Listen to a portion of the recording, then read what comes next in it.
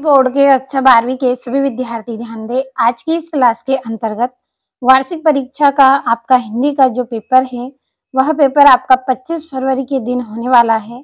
तो उसके लिए आज की इस वीडियो में मोस्ट इम्पोर्टेंट क्वेश्चन हम पढ़ेंगे। फुल सोल्यूशन के साथ में आपको यहाँ पे सारे प्रश्न दूंगी, तो पूरा वीडियो लास्ट तक आप देखें। बिना किसी देरी के चलिए शुरू करते हैं प्रश्नों को। तो निर्देशांक आपको इस तरह से दिए जाएंगे और आपका पहला प्रश्न रहेगा। तो पहला प्रश्न है आपका, सही विकल्प चुनिए। पहला सही विकल्प है आत्म परिचय कविता किस गीत संग्रह से ली गई है। आ नंबर वाला है मधुबाला, बा वाला है मधुशाला, सा नंबर वाला है आपका निशा निमंत्रण और दा वाला है मधु कलश। तो इसका सही आंसर आपका सा वाला रहेगा, निशा निमंत्रण। अगला है आपका करुण रस का स्थायी भाव है। करुण रस का स्थायी भाव क्या है। आ नंबर वाला है रति, बा वाला है उत्साह, सा नंबर वाला है शौक और दा नंबर वाला है हास। तो इसका आंसर आपका रहेगा शौक, सा नंबर वाला सही रहेगा। तीसरा है भक्तिन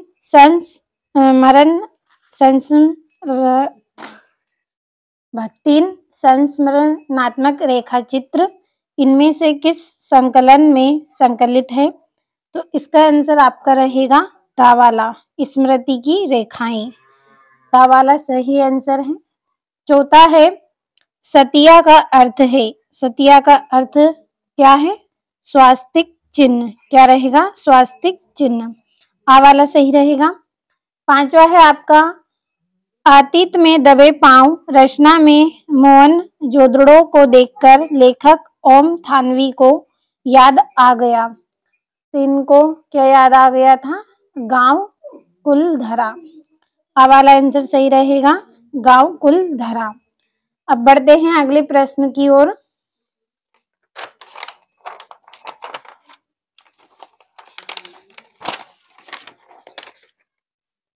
आपका अगला प्रश्न है छठा, जनसंचार माध्यम रेडियो है। जनसंचार माध्यम रेडियो क्या है। तो इसका आंसर आपका रहेगा श्रव्य, सा वाला आंसर आपका सही रहेगा। अगला जो प्रश्न है आपका, रिक्त स्थानों की पूर्ति कीजिए। तो पहला है बादल राग कविता अनामिका में डेढ़ खंडों में प्रकाशित है। तो इसका आंसर रहेगा 6, बादल राग कविता अनामिका 6 खंडों में प्रकाशित है। दूसरा है नागार्जुन डेढ़ के कवि हैं। नागार्जुन किसके कवि हैं, ये प्रगतिवाद के कवि हैं नागार्जुन। तीसरा है दोहा डेढ़ छंद है। तो दोहा मात्रिक छंद है, तो मात्रिक इसका आंसर रहेगा। अगला है आपका पहलवान की ढोलक पाठ की विधा डेढ़ है। तो इसका आंसर आपका रहेगा कहानी, पहलवान की ढोलक पाठ की विधा कहानी है। पांचवा है जब मूल वाक्य के साथ एक या अधिक वाक्य और भी मिले होते हैं तब वह डेढ़ वाक्य कहलाता है। तो वह मिश्र वाक्य कहलाता है। छठा है सोदलगेकर मास्टर डेढ़ पढ़ाने आते थे। तो ये क्या पढ़ाने आते थे, मराठी। सोदलगेकर मास्टर मराठी पढ़ाने आते थे। तो ये हो गए हैं आपके पूरे रिक्त स्थान। अगला आपका जो प्रश्न है, सत्य सत्य लिखिए। पहला है आसमान में उड़ते बगुलों की पंक्ति कवि की आंखें चुराए लिए जा रही है। तो इसका आंसर आपका सत्य रहेगा। तो मैं यहाँ पे लिख रही हूँ सत्य। दूसरा है जिस काव्य में पूर्वापर संबंध ना हो उसे महाकाव्य कहते हैं। तो ये आपका सत्य रहेगा।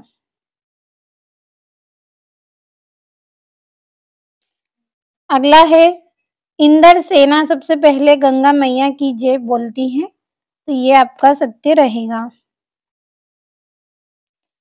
चौथा है गागर में सागर भरने का अर्थ कम शब्दों में अपनी बात रखना है। तो ये आपका एकदम सत्य रहेगा।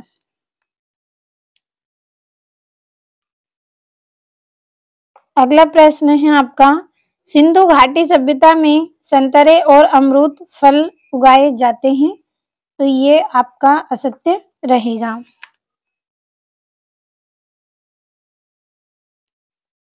छठा है, इंटरनेट अंतर क्रियात्मक और सूचनाओं का विशाल भंडार है, तो ये आपका सत्य रहेगा। अगला आपका जो प्रश्न है उसमें आपको सही जोड़ियां बनानी है। तो पहली जोड़ी है आपकी हरिवंश राय बच्चन, तो पहली जोड़ी रहेगी हालावाद, ये वाली आपकी पहली जोड़ी। दूसरा है उपमेय की उपमान से श्रेष्ठता, तो इसकी जोड़ी रहेगी व्यतिरेक अलंकार। तीसरी है तुषारपात, तुषारपात की जोड़ी रहेगी ओले बरसाना। चौथी जोड़ी है सिरस के फूल, तो सिरस के फूल की जोड़ी रहेगी हजारी प्रसाद द्विवेदी। पांचवी है सम हाउ इम प्रॉपर, तो इसकी जोड़ी रहेगी यशोधर बाबू। पांचवी है रेडियो नाटक की अवधि, रेडियो नाटक की अवधि ये आपकी छठी जोड़ी है, तो इसकी जोड़ी रहेगी 30 मिनट से 60 मिनट, ये वाली आपकी छठी जोड़ी। सातवां है मुक्तक काव्य, तो मुक्तक काव्य की जोड़ी रहेगी बिहारी सत्सिंह। ये हो गई आपकी यहाँ से जोड़ियां। अब अगला प्रश्न हम पढ़ेंगे, इसमें आपके एक वाक्य में उत्तर हैं। तो ये यहाँ से पांचवा प्रश्न। पहला है, कवि उमाशंकर जोशी ने अपने खेत में कौन सा बीज बोया था, तो छन्न का बीज इन्होंने बोया था, तो इसका सही आंसर रहेगा अजवाइन।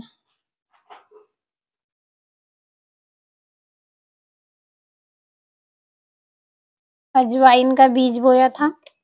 दूसरा है, जान श्याम घनश्याम को नाच उठे वन मोर पंक्ति में कौन सा अलंकार है, तो इसमें भ्रातिमान अलंकार है, भ्रांतिमान अलंकार।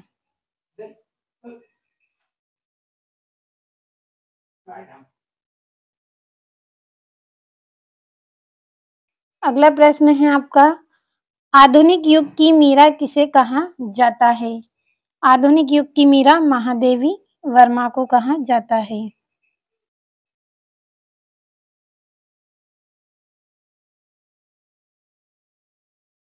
चौथा है, मेला आंचल के लेखक का नाम लिखिए।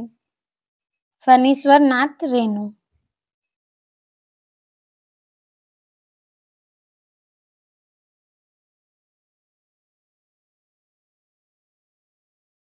फणीश्वर नाथ रेणु इसका आंसर रहेगा। फणीश्वर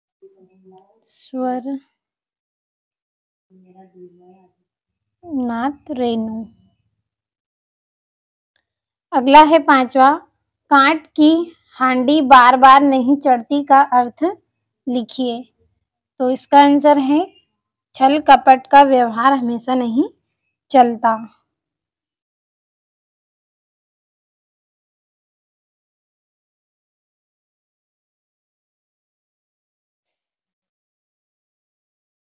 छल कपट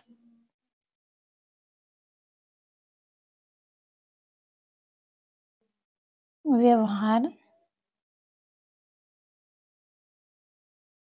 हमेशा नहीं चलता, तो ये इसका आंसर है छल कपट का व्यवहार हमेशा नहीं चलता। छठा है, आनंदा यादव का मन किस बात के लिए तड़पता था? पाठशाला जाने के लिए।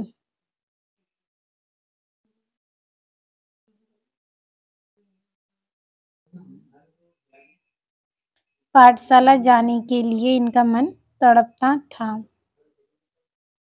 सातवां है, प्रदेश के किन्हीं दो लोकप्रिय समाचार पत्रों के नाम लिखिए, तो इसका आंसर हम यहाँ पे लिख लेंगे,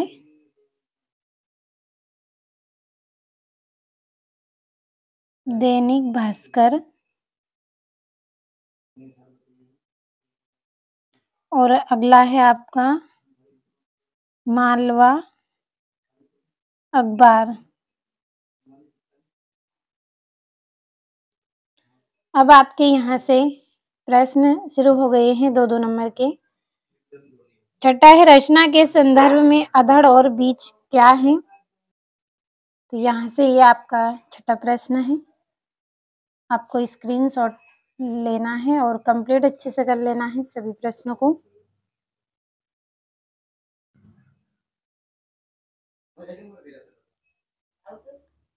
ये आपका यहाँ से 7वां प्रश्न, प्रगतिवाद की विशेषता आपको लिखनी है। और ये यहाँ से ये इसके अथवे का आंसर है। रीतिकाल के प्रमुख कवि एवं उनकी रचनाएं।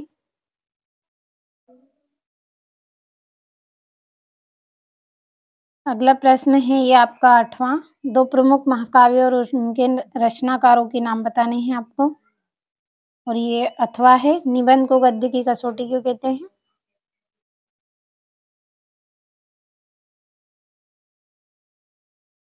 9वां प्रश्न है ये आपका,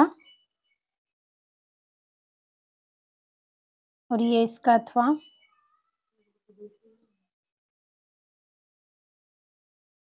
यहाँ से ये आपका 10वां प्रश्न है, यशोधर बाबू के चरित्र की विशेषता आपको बतानी है। ये अथवा है। यहाँ से 11वां प्रश्न है, मानवीकरण एवं प्रकाश पुनरुक्ति को उदाहरण सहित आपको समझाना है। कंप्लीट अच्छे से करें, पूरे महत्वपूर्ण प्रश्न आपको बताए हैं।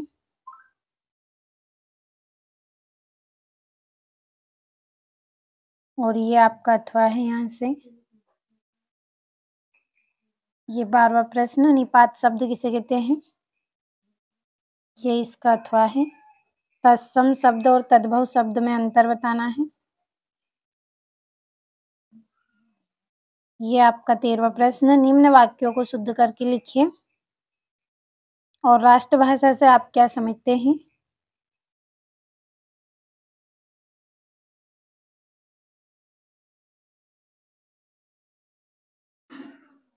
यहाँ से अथवा है। और ये आपका 15वां प्रश्न, और अथवा दोनों है।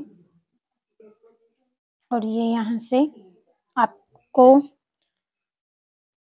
ध्यान से यहाँ पे एक पद्यांश दिया गया है।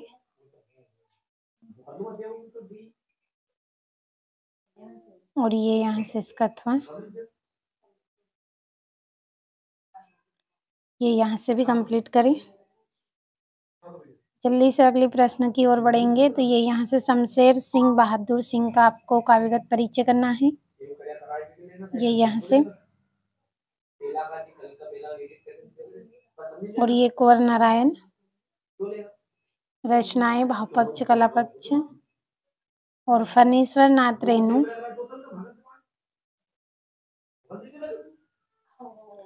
और जैनेन्द्र कुमार का है।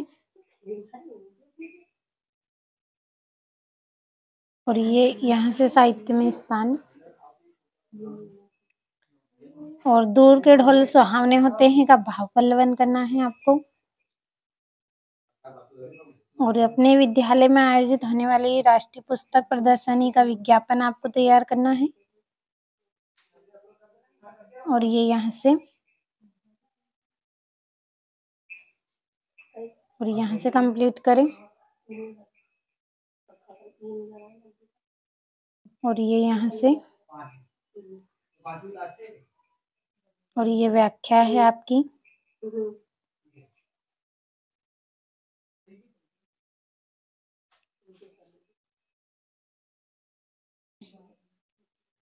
और ये यहाँ से भी कंप्लीट करें।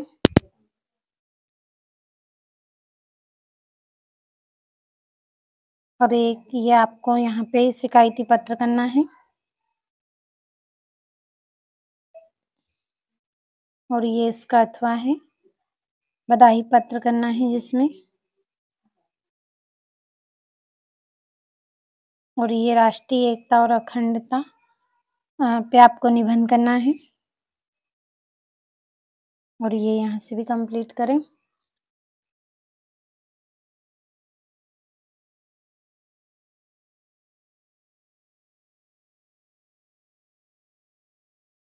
और ये उपसंहार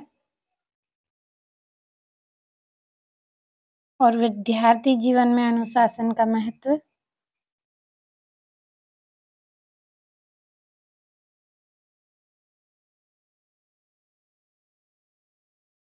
और ये कंप्यूटर एवं मानव मस्तिष्क।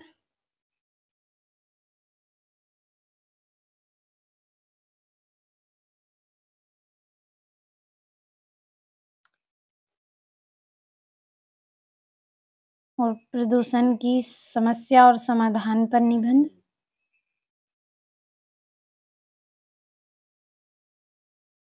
और ये यहाँ से कंप्लीट कर लीजिए। तो आज की इस क्लास में पूरे महत्वपूर्ण प्रश्न आपको बताए हैं और फुल सॉल्यूशन के साथ बताए हैं, तो अच्छे से कंप्लीट ज़रूर करें।